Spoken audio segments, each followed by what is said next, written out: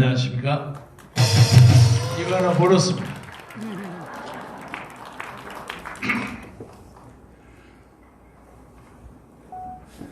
제가 이 정광훈 목사님이 심호하시는 유일한 교회에 연단에 쓴 것이 몇 차례가 있었는데, 한 두어 번은 전 목사님께서 저에게 강연을 해라고 명을 해서 한 1시간여 강연을 한 적이 있고, 그 외에 한 너댓 번은 제가 주빈이 아니기 때문에 그냥 한 3분, 4분, 길어야 한 5분 저도 짧게 했습니다. 주빈이 아닌 사람이 길게 하면 좀 멋이 없어요. 장래 상황을 파악하지 못한 탓도 되고 하지만, 오늘은 제가 조금 길게 한 2배쯤만 말씀드리고 가겠습니다.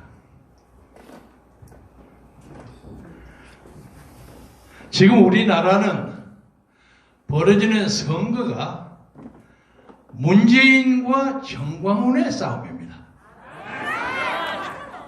그러니까 이 나라를 전부 사회주의 계통으로 만들려는 문재인의 작태와 이를 막으려는 정광훈의 체제와 가치의 싸움입니다. 그래서 이걸 종교적으로 뿐만 아니라 사회과학적 가치의 입장에서 국가의 존립이 문제가 됩니다. 얼마 전에 중국 우한에서 포크레인을 가지고 교회의 십자가를 무너뜨리는 동영상 여러분 보셨죠? 그런데 그 후에 하는 말이, 그 동영상을 쓰러뜨리는 포크레인의 책임자가 맨 처음 코로나 바이러스에 걸렸다, 이런 얘기가 돌았습니다. 이게 사실인지 아닌지 모르겠습니다만은, 그래서 하나님의 징벌이 내렸다, 이런 얘기가 돌았습니다. 그런데 이 우한 코로나를 가지고 문재인 정부는 국민을 협박하고 위협하는 방법으로 사용하고 있습니다. 따라서 이번에 이 선거는 국민을 자기의 권력의 놀이개상으로 삼는 문제, 그리고 이 나라 대법관, 이 나라 헌법재판소 모두를 자기 사람으로 채워, 조금 있으면 공수처가 나오면 공수처 요원들 전부 만들어 거예요. 이 나라를 그야말로 공포정치로 만들고 내놓고 덤벼드는 문재인과 이 문재인을 막는 모든 민주와 자유와 정의와 평화를 사랑하는 모든 국민의 대표자로 정광훈이가 붙어있는데, 한 사람은 청와대에서 편안하게 살고 다른 한 사람은 감옥에 있단 말이에요. 이렇게 심각한 일이 벌어지고 있는데, 이 심각한 역사적 위기를 선거에 임하는 우리들이 잘 모르는 것 같아요. 참으로 애통합니다. 기독자유통일당이, 기독자유당이라는 당이 하나 있었고 자유통일당이라는 당이 있었다가 그 당이 좀 분리가 돼가지고 다른 데로 가버리는 통에 그 당의 주체성이 없어져 버렸어요. 그래서 상당히 많은 자유통일당 당원들이 당대당 통합을 할 수가 없어서 그냥 영입하는 형태로 당을 기독자유통일당을 만든 겁니다. 그러니까 이것은 여러분이 믿는 하나님, 저와 같이 믿는 하나님을 위하는 기독자유당뿐만 아니라 세속적인 요소도 포함되어 있습니다. 아시겠죠? 그러니까 여러분이 이 기독자유통일당의 대표와 상징을 구하는 데는 꼭 하나님을 믿는 사람만 구해서는 안 되는 겁니다. 맞죠?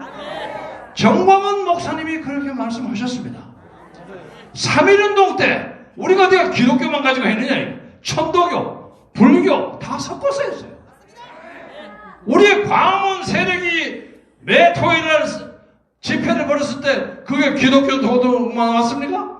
할렐루야 스님도 있었고, 이계성이라는 천도교 대표도 있어요. 많은 사람이 모아서 문재인을 때려잡는데 힘을 모아야 하는 것이 당면한 역사적 사명 아닙니까? 그런데 목사님이 감옥에 들어가셔서 저에게 주는 여러 가지의 그 어사이먼트, 소위 임무 중에 가장 중요한 것이 무조건 현직 의원을 하나 불러봐라. 그러면 우리가 번호가 좀 올라간다. 그래서 제가 한 22여 명을 접촉했습니다. 근데 굉장히 어렵습니다. 전부가 문제가 다 있어요. 무슨 공수처 파는데 처리하는데 앞장을 섰거나, 무슨 뭐 폭력에 가담했거나, 미추 사건이 있거나, 돈 먹고 감옥서를 갔다 왔거나, 무슨 음주운전 사건이, 별의별 사건이 많아요. 아주 국회의원, 현직 의원 사람들이 이 정부가 바글바글합니다. 그런데 이 암흑에는 재수원 여성 한 분이 옛날에 불교 집회에 좀 참여한 적이 있었다. 근데 지금 이 양반은 82년부터 강남에 있는 무슨 감리교회 집사로 쭉 계셨던 분이에요. 그런데 불교 집회 많이 간 건 사실이에요. 그리고 한때 불교 집회인 국회 정각회 감사 같은 것도 했답니다. 그런데 저도 만 8년을 국회의원 생활을 한 사람입니다. 그런데 하다 보면 불교 집회도 가야 되고, 하다못해 무슨 푸닥거리 집에도 가서 인사해야 합니다. 거기도 표가 있으니까. 그렇잖아요? 저는 베네 신앙이에요. 베네 신앙. 제가 59년 집사예요. 그리고 제가 뭐 새삼스럽게 얘기 안 하지만 에큐메니컬 스칼라십 받아가지고 미국에 가서 버지니아에 있는 세미나리에 150의 수료생, 졸업생이에요. 목사를 해라는 거에 자신이 없어서 도망쳤어요. 우리 여러 목사님처럼 그때는 제가 술도 먹고 담배도 피우고 그랬어요. 근데 몰래 하다가 걸리면 그 망신 아닙니까? 그래서 소위 저는 평신도, 레이맨의 지도자로 살겠다. 그런 입장에서 제가 원로 집사입니다. 원로 집사. 우리 교회에서 제가 무슨 일이 있어서, 야, 그 이필수 장로 어딨냐? 그러면 장로들 성명이 우우 옵니다. 아유, 선배님 오셨습니까? 왜냐면 제 후배들이니까. 그래서 교회에 열심히 섬김을 합니다. 그러나 정치에 있어서는 불교, 유교, 감리교 따져서는 안 됩니다. 그런데 순수한 우리 교인들 몇 사람들이 자꾸 반대를 했어요. 어떻게 그런 놈을 갖다 부르느냐. 그래서 그 사람을 뺏겨버렸어요. 그리고 그 안에 무슨 사상장군도 하나 있었고, 여성 의원도 하나 있었고, 또 집어넣으려니까 자리가 없으면 못 집어넣겠어. 그래서 우리가 현재 국회의원이 없는 정당이 돼가지고 19번째로 떨어져 버렸어요. 그러니까 하다 보면 한참 찾아야 돼. 근데 아침에 발표하기 전에 우리나라에 기독당이라는 당이 또 하나 있습니다. 이 사람들이 나오면 이제 기독당, 기독자유통일당 하면 더 복잡한데 다행히 그 사람들 안 했더라고요. 다행이에요. 그리고 또 자유공화당이라고 붙였던 사람들이 김문수 지사가 빠지니까 기분 나쁘다해서 빼봐서 우리 공화당으로 돌아오랬어. 그것도 다행이에요. 그러기는 하지만 19번째쯤 하니까 이게 찍기가 굉장히 어려워요. 그래서 이래가지고 우리가 최소한도 3%를 따서 국회에 교두부를 마련할 수 있을까 하는 데 대해서 제가 걱정이 참 많습니다.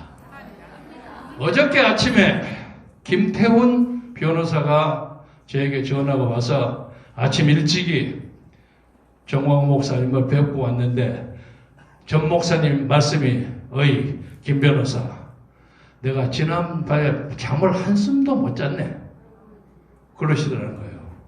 그래서 저는 이런 문제에 대해서 야권을 통합하는 문제, 그리고 우리 당의 현직을 불러오는 것을 심피하는 문제, 이런 문제에 대해서 책임을 통감합니다. 저는 야권을 단합하기 위해서 지금 친박신당이라고 그러던 홍남욱의 의원 있죠? 그 사람 불러와서 여기서 만세 부르고 그랬죠? 그리고 다 합당하다가 또 도망가 버려요. 그 사람들은 훨씬 번호가 앞에 7번인가 8번인가 돼. 현직 의원이 있기 때문에. 그래서 갈 길이 참 멉니다. 다행히 한때 멀리 정치적 산책을 갔던 김문수 동지가 멀리 갔더니 슬프고도 외로워. 그래서 다시 돌아오셔서, 돌아와서 여기다 박수 한번 쳐주십시오. 제가 지난 토요일날 여기 갔죠? 김문수가 다시 돌아옵니다 그랬죠? 갈 데 없이 다시 올 겁니다 그랬죠? 딱 오지 않았어요. 그래서 부족한 제가 이제 이 임무를 김문수 동지한테 돌리려고 합니다. 저는 목사님이 나오실 때까지는 국민혁명 의장 직무대행은 하겠습니다. 김문수 동지가 국민적 지명도도 높고 다소 돌아오는 과정에서 목사님이 저에게 문자를 보내가지고 김문수 들어온다. 빨리 문자를 보내라. 빨리 입당해라 그러라. 그 다음에 비례 4번 신청해라. 전부 제가 그걸 다 보냈는데 미안해서 그랬는지 기분 나빠서 그런데 저한테 답변이 하나도 없어요. 전화를 2번인가 3번 했는데 전화도 한 번도 안 받아요. 그래서 이 사람 전화 받고 기계가 고장났나 하는데 오늘 와서부터 악수 열심히 하는 거 보니까 저한테 그렇게 감정이 있는 건 아닌 것 같아요. 그래서 가까운 동생 경립하는 사람입니다. 여러분이 따뜻히 맞이해 주시고 우리 기독자유당이 적어도 3% 이상을 잡아서 국회에 힘을 줄 수 있도록 김문수에게 여러분 힘찬 응원의 박수 한번 해주시기 바랍니다. 여기 제가 말씀을 마감하기 전에 여기 고영일 대표가 여기 앉아 있었는데 고영일 대표한테 제가 한마디 하고 가게 되겠어요. 제가 김성규 장로와 제가 같이 공동 선거대책위원장이 됐는데 지금까지 전화 한 번 제 얘기 해본 적이 없습니다. 회의하자고. 이렇게 하면 안 됩니다.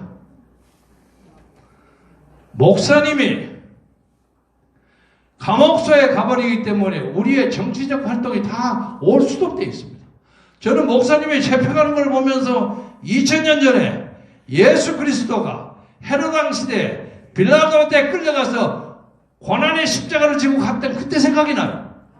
그때 교회에서 예수를 열심히 돕는다는 가룟 유다가 은30냥에 예수를 팔아먹는 그런 사태가 지금 이런 가룟 유다가 우리 주변에 많이 있지 않는가 걱정합니다. 그래서 청카들 정보원 목사님의 뜻을 어기지 말아주시기 바랍니다.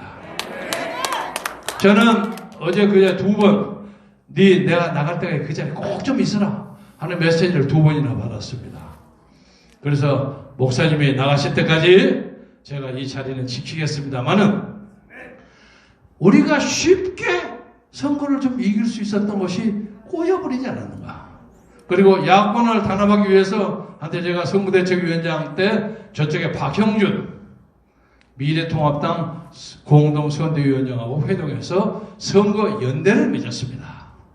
그래서 우리가 비례대표는 각차를 다 밀더라도 저 미래통합당이라는 것이 덩치는 크고 마음에 안 들어요. 들었다 안 들었다 그래요. 감옥에 있는 박근혜 대통령도 그 미래통합당 이름을 부르기가 싫으니까 거대 야당 이렇게 불렀어요. 그리고 박근혜 대통령을 모신다고 난리 법석 치는 사람들 아무 소용없는 사람들이에요. 박근혜하고 아무 관계없는 사람들 박근혜 그래 팔고 다녀요. 저는 마지막에 그 양반 1년 동안 특별보좌관으로 봉사했던 사람입니다. 한 번도 박근혜를 팔아본 적이 없습니다.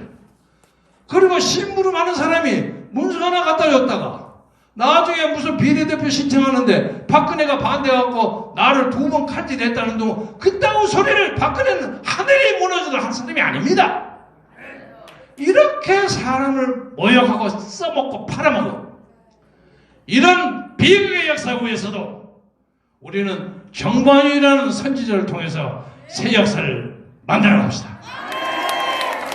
말씀을 마감해서 제가 하나만 자랑하겠습니다.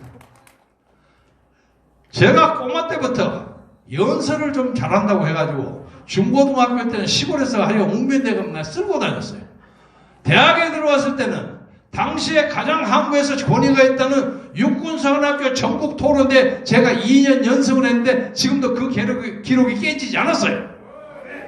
말이 나면 제가 한가를 합니다. 그런데 정방원 목사를 들으니까 저는 세 발의 피야.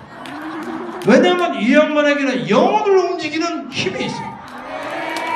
저는 나이가 들어가지고 국회의원 이제 그거 안 해도 관계없는 진짜로 배구 종군이에요.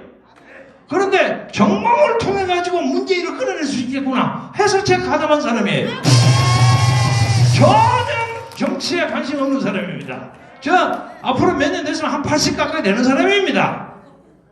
그러니까 그런 오해하지 마시고 혹시 오해가 있다면 오해하지 마시고 정광훈 목사님을 통해서 이 시대의 하나님의 역사, 우리 민중이 진정으로 원하는 민주주의, 그것을 만드는데 미리기나 바치겠다 하는 것이 제 신념입니다. 그래서 앞으로 약간의 소리의 차이를 무릅쓰고라도 지금도 아직 늦지 않았습니다. 우리가 최소한도 기독자의 통일당이 한국 정치의 탈환을 마련해서 그것을 계기로 해서 새 역사를 만드는데 여러분이 모두 앞장서는 전사가 돼서 위대한 승리의 날, 하나님의 축복과 영광을 동시에 내릴 수 있는 그런 날을 위해서 힘차게 전진합시다. 대단히 감사합니다. 감사합니다. 예.